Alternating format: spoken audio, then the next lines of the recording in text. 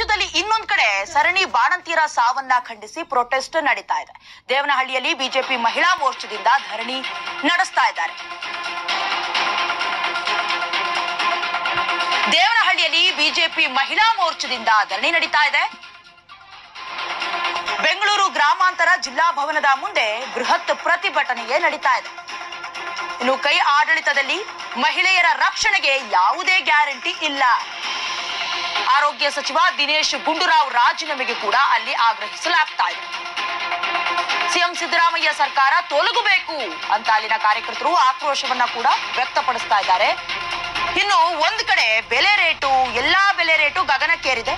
ಇನ್ನೊಂದು ಕಡೆ ರಾಜ್ಯದಲ್ಲಿ ಬಾಣಂತಿಯರ ಸರಣಿ ಸಾವು ಆಗ್ತಾನೆ ಇದೆ. ಅದು ಎಲ್ಲೂ ಕೂಡ ನಿಲ್ಲುವಂತಹ ನಿರೀಕ್ಷಣೆ ಕೂಡ ಇಲ್ಲ. ಇನ್ನು ಇದನ್ನ ಖಂಡಿಸಿ ಕೂಡ ಪ್ರೊಟೆಸ್ಟ್ ನಡೆಸ್ತಾ ಇದ್ದಾರೆ. ಅಂದ್ರೆ ಮಹಿಳೆಯರ ಸಾವು ನೋವಿಗೆ ಸರ್ಕಾರ ಸ್ಪಂದಿಸ್ತಾ ಇಲ್ಲ, ಯಾವ ಗ್ಯಾರಂಟಿಯೂ ಇಲ್ಲ ಮಹಿಳೆಯರ ಜೀವಕ್ಕೆ ಅನ್ನೋದನ್ನ ಖಂಡಿಸಿ ಪ್ರತಿಭಟನೆ ನಡೆಸ್ತಾ ಇರುವಂತದ್ದು.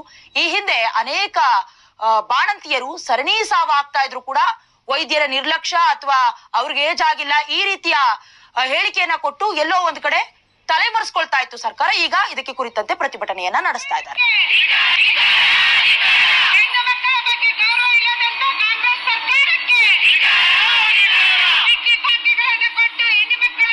ಬೆಂಗಳೂರು ಗ್ರಾಮಾಂತರ ಜಿಲ್ಲೆಯ ಜಿಲ್ಲಾ ಅಧ್ಯಕ್ಷರಾದಂತಹ ರಾಮಕೃಷ್ಣ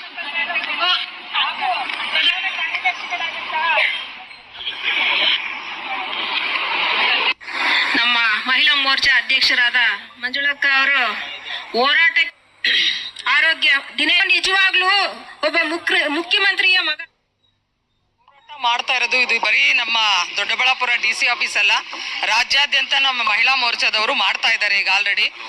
ಯಾಕಂದ್ರೆ ಇಲ್ಲಿ ತುಂಬಾ ಅನ್ಯಾಯಗಳು ನಡೀತಾ ಇದೆ. ಎಲ್ಲಾನು ನಮ್ಮ ಮಹಿಳೆಯರು ಬಾಣಂತಿಯರು ಸರಣಿ ಸಾವಾಗ್ತಾ ಇದೆ. ಆದ್ರೆ ಸರ್ಕಾರ ಅವ್ರಿಗೆ ಯಾವುದೇ ಸವಲತ್ತನ್ನು ಸರಿಯಾಗಿ ಕೊಡ್ತಾ ಇಲ್ಲ. ಅಮಾಯಕ ಮಕ್ಕಳು ಸಾಯ್ತಾ ಇದ್ದಾರೆ, ಅವ್ರಿಗೂ ಸಹ ಒಳ್ಳೆಯ ಸವಲತ್ತನ್ನ ಕೊಡ್ತಾ ಇಲ್ಲ. ಒಬ್ಬ ಮಹಿಳೆಯ ಜೀವನವನ್ನ ಬರೀ 5 ಲಕ್ಷಕ್ಕೆ ಅವರು ಅಳತೆಯನ್ನ ಮಾಡ್ತಾ ಇದ್ದಾರೆ. ಒಂದು ಹೆಣ್ಣಾಗಿ ಎಲ್ಲರೂ ಹಾಗೆ ಸರ್ಕಾರನು ಯೋಚನೆ ಮಾಡ್ಬೇಕು ಇದನ್ನ. ಇವತ್ತು ನಮ್ಮ ಒಂದು ಹೋರಾಟ ಏನಂತಂದ್ರೆ, ನಮಗೆ ಏನು ಅನ್ಯಾಯ ಆಗ್ತಾ ಇದೆ, ಅಮಾಯಕ ಮಕ್ಕಳಾಗ್ಬೋದು, ಮಹಿಳೆಯರಾಗ್ಬೋದು, ಬಿಟ್ಟಿ ಭಾಗ್ಯಗಳನ್ನ ಎಲ್ಲಿವರೆಗೂ ಕೊಟ್ಟರು ಸಹ ನಮ್ಮ ರಾಜ್ಯ ಮುಂದಕ್ಕೆ ಬರೋಕ್ ಆಗೋದಿಲ್ಲ. ಈ ಬಿಟ್ಟಿ ಭಾಗ್ಯಗಳನ್ನ ಯಾವಾಗ ನಿಲ್ಲಿಸ್ತಾರೆ, ನಮ್ಮ ಒಂದು ರಾಜ್ಯದಿಂದ ಬರುವಂತಹ ಎಲ್ಲಾ ಸವಲತ್ತುಗಳು ಸರಿಯಾಗಿ ಬರುತ್ತೆ. ಯಾವುದೇ ಸರ್ಕಾರ ಆಗ್ಲಿ ಬಂದ್ರೂ ಸಹ ಈ ಬಿಟ್ಟಿ ಭಾಗ್ಯಗಳನ್ನ ನಿಲ್ಲಿಸಿದಾಗ ಪ್ರತಿಯೊಬ್ಬರಿಗೂ ಸಹ ಒಳ್ಳೆ ಅನುಕೂಲ ಆಗುತ್ತೆ. ಇವತ್ತು ಅಮಾಯಕರಿಗೆ ಇವ್ರು ಕೊಡ್ತಾ ಇರೋ ಬಿಟ್ಟಿ ಭಾಗ್ಯಗಳನ್ನ ಬಡವರು ತಗೊಳ್ತಾ ಇದ್ದಾರೆ, ಅಲ್ಲಿ ಸಾಯ್ತಾ ಇರೋರು ಸಹ ಬಡವರು ಬರ್ತಾ ಇದ್ದಾರೆ. ಹೋರಾಟ ಮಾಡ್ತಾ ಇರೋದು ಇದು ಬರೀ ನಮ್ಮ ದೊಡ್ಡಬಳ್ಳಾಪುರ ಡಿಸಿ ಆಫೀಸ್ ಅಲ್ಲ, ರಾಜ್ಯಾದ್ಯಂತ ನಮ್ಮ ಮಹಿಳಾ ಮೋರ್ಚಾದವರು ಮಾಡ್ತಾ ಇದ್ದಾರೆ ಈಗ ಆಲ್ರೆಡಿ. ಯುವ ಗುತ್ತಿಗೆದಾರ ಸಚಿನ್ ಪಾಂಚಾಳ್